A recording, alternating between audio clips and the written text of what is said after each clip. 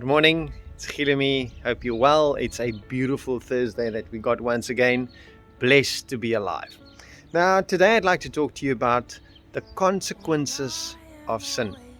So, yesterday morning, whilst I was having my quiet time, I read a passage out of the Bible, actually a daily reading, my apologies.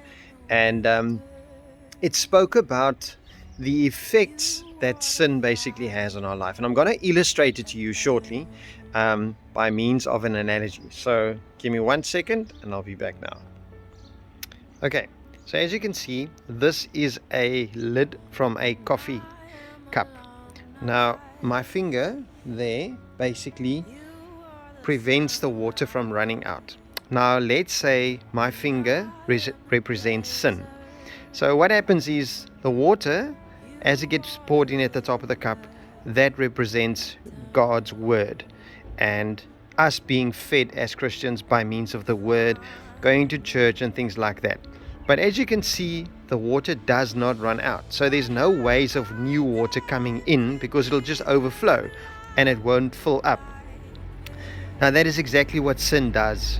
If I remove my finger, the water runs out, as you can see there. There you see the water runs out.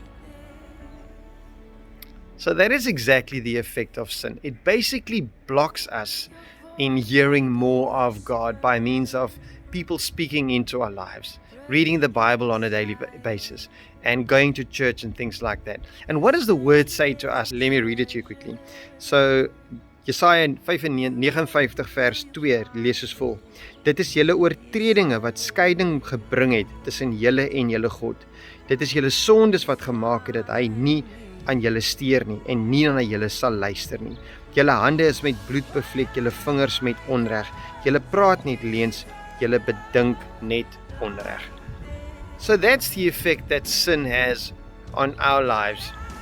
And I hope the illustration made sense to you, that if we've got sin in our lives, then we're going to be blocked by means of getting what God would like to tell us by means of either going to church or people that we speak to. So think about the sins that you are committing on a daily basis. Like I've also got sin, and we need to address that. We need to look at what is preventing us from being filled with God's word if we've got our finger as sin on that little cup that I've just explained to you now.